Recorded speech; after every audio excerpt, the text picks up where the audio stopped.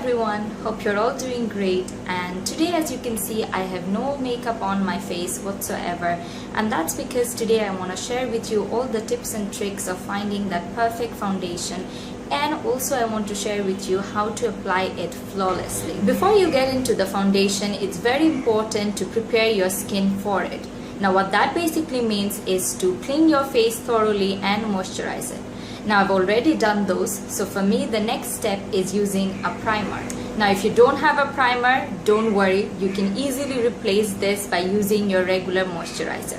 Especially if you have dry skin, I feel you don't really need a primer because your dry skin tends to hold on to the foundation much longer anyways, so you can just skip this step and use a moisturizer instead. But if you have oily skin, you might want to use a primer which is specially designed to control oil so that it doesn't seep through your makeup during the day. Or if you have large pores, then you might want to use a primer that is designed to fill in those pores. So it basically depends on what sort of skin you have, what are your skin's problems. So you must understand your skin type and what your skin needs, and then choose a product which meets those needs. Now I have dry to normal skin, so I can very easily skip a primer. It's not a necessity for me. But during this time of the year, it's really hot and humid here in Bangladesh. So when I know that I'll be staying out throughout the day for a long period of time, I do prefer using a primer, especially on my T-zone, because I can get a little shiny there throughout the day.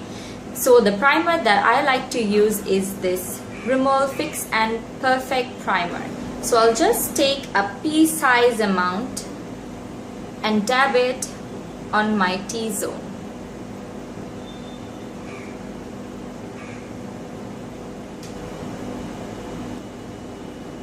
Now the primer that you choose also depends on the finish that you want. So if you want a matte look, you would want to go with a primer which has a mattifying effect. On the other hand, if you want a glowy, dewy look, then you should go with a primer that has that effect. So it kind of depends on what you want. So the next step is foundation. Now finding the perfect foundation for you depends a lot on understanding your skin type, what your skin needs. Now, do you have dry skin or oily skin, acne prone skin, or do you have lots of marks or dark spots that you want to hide? All of these factors plays a very important role in your perfect foundation.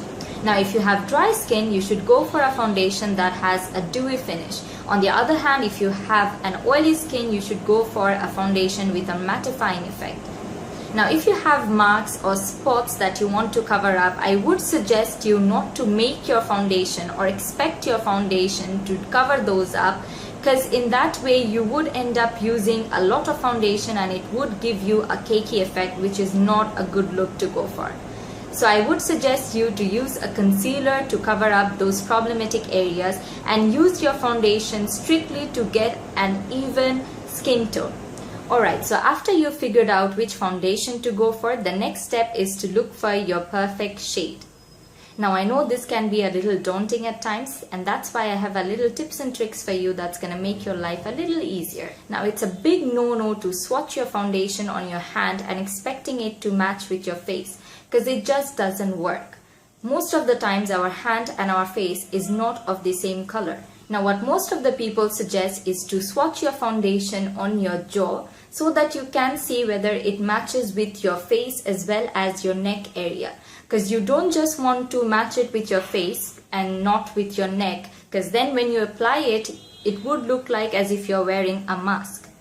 So now as you can see, my face is a little darker than my neck and my chest. So when I'm looking for a foundation, I try to match it with my neck so that when I apply it on my face, everything blends in seamlessly.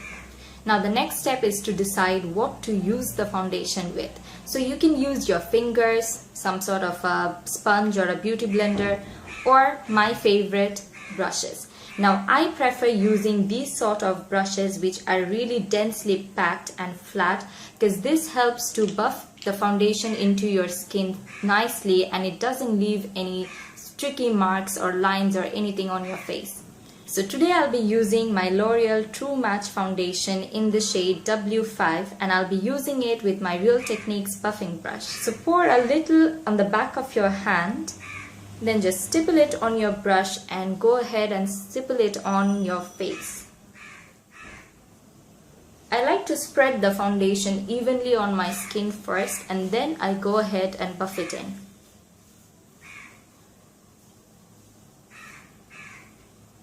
Don't forget to take it down to your neck.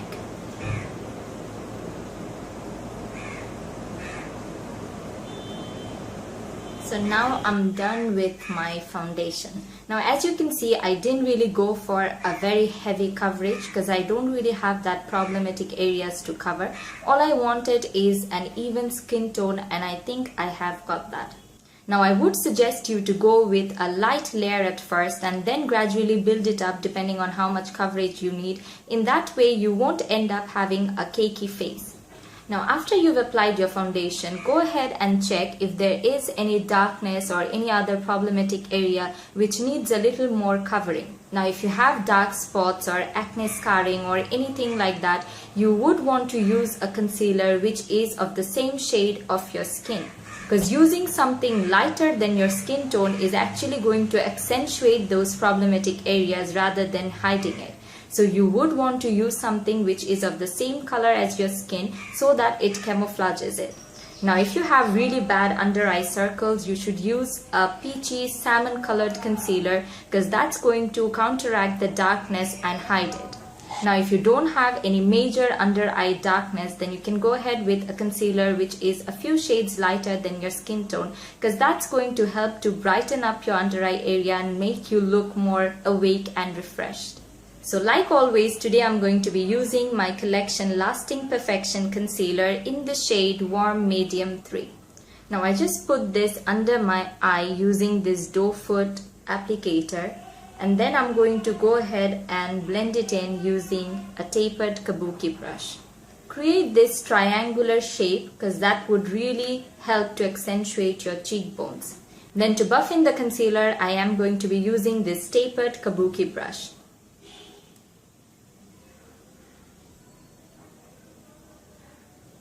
So just tap it in like this and blend it out. Drag it a little towards your temples. I like to go over my eyelids as well because I do have some discoloration there. Now to set everything in place, use a powder of your choice, and today I'll be using my Rimmel Stay Matte Pressed Powder in the shade 05 Silky Beige. And I'll be using my Real Techniques powder brush to apply it.